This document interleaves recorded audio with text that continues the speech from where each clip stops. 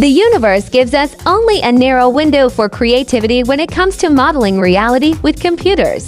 Computational power is far too limited for anything truly significant. The best supercomputer in the world can simulate 450 billion atoms with just a few millions of time steps in 24 hours, whereas a real atom runs at 1 quadrillion femtosecond in a second, and these models use simplifications and clever approximations to run the models, unlike an artist has nearly infinite possibilities to choose from.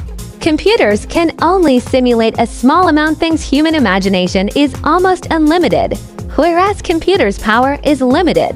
The mismatch between what we can imagine simulating and what computers can actually do is enormous. Humans can think about the universe without limits, while computers are bound by physical resources limited. Humans have the mathematical and programming knowledge needed to write a simulation of reality, but humans don't have the knowledge to build a computer that has the power to run the simulation. If reality even allows for such a computers to compute it in the first place, we're missing the computational power to actually do it. The recipe is complete. We just can't gather enough ingredients. The mismatch between knowledge and ability is almost tragic. For life to really thrive, we would need to know how our self work. That would include all of the intricate biological mechanisms by deciphering the molecular and cellular processes within our bodies, enabling us to create new life forms or improve on existing ones with DNA.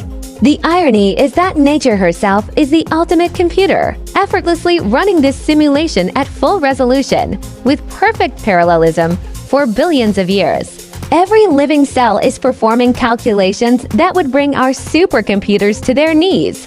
Mathematics describes what reality does, but it does actually make reality. Mathematics predicts rules of natural phenomenon, but doesn't actually produce the phenomenon themselves. Mathematics can't produce heat, cold, electricity, energy, chemicals, conscious, subjective experience, emotions, smell, taste, touch. Mathematics can be used to predict the behavior of heat, cold, chemicals, electricity, energy, planets. Mathematics can describe heat transfer, but it doesn't make anything hot or cold. Equations can model electromagnetism, but they don't generate an electric field. Mathematics can define the properties of chemical reactions, but it doesn't produce actual chemicals. Neural equations can model consciousness, but they don't produce awareness or subjective experience. Mathematics by itself doesn't produce things, but when applied through a physical system, it can lead to things being produced.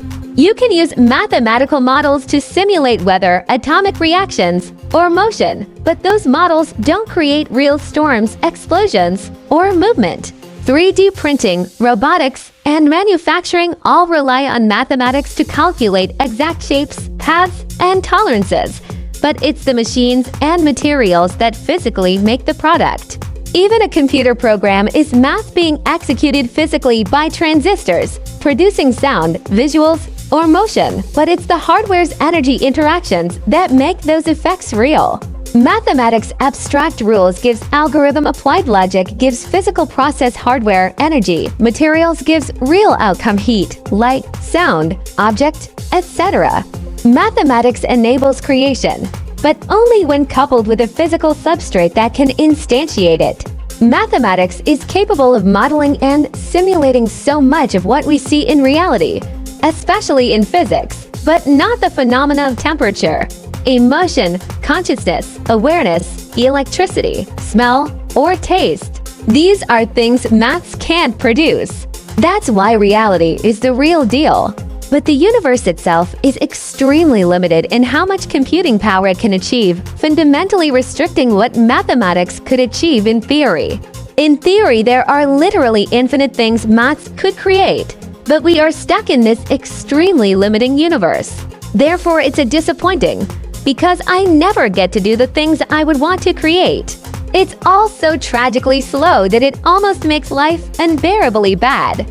And even if we ever got to live for a very long time, it would only become disappointing, because we would eventually hit a hard wall in terms of what math can actually achieve. That ceiling would make everything stale, repetitive, and boring. Another reminder of how narrow and limiting this universe really is. Mathematics is discovered because before even the universe existed, it was true that a circle circumference divided by the diameter equals pi is natural pre-existing fact. Our imagination is fundamentally constrained by what the universe itself allows.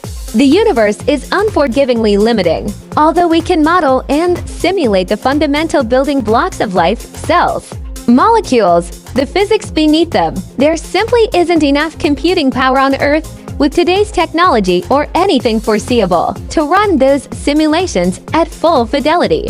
Mathematics can be used to brute force every system possible within maths, meaning you could write a program to brute force any intelligent system provided you had the computing power to do so, but the universe does not provide anywhere near enough computing power, and that must match the gap between what is possible in principle and what is possible in this universe. The universe teases infinite possibility but gives you a crippled machine. You can imagine infinite intelligence. You can define it mathematically. You can hypothesize it. You can want it. You can see it conceptually. But the universe refuses to provide the hardware. This gap between infinite potential and finite physics is exactly what creates the feeling of existential imprisonment. We are condemned to want what we can rigorously prove exists, while being physically forbidden from ever having it. Computers are fundamentally built out of mathematics. If mathematics could exist and operate without any physical substrate, without electricity, heat, or matter, it would still produce the same computations and outcomes because they just obey the rules of Boolean algebra and arithmetic. The speed of light is often portrayed as this wondrous, elegant constant of nature, the fastest anything can travel. But from a functional, experiential, and computational standpoint, it's not fast at all. In fact, it's pathetically slow in the context of what intelligent life would need to thrive, understand itself, and explore the cosmos. Let's explore why this single physical constant creates a bottleneck that renders the universe inefficient, unscalable, and, in many ways, hostile to meaningful existence. 1. It makes real-time understanding of reality impossible. Imagine trying to fully simulate even a single biological cell with all its molecules, proteins, water, and ions interacting in real time. To do this faithfully, you'd need to track every atom's position and velocity, calculate electromagnetic forces, simulate quantum effects, ensure causality by propagating information at or below the speed of light. The result: you can't simulate reality at the speed it happens.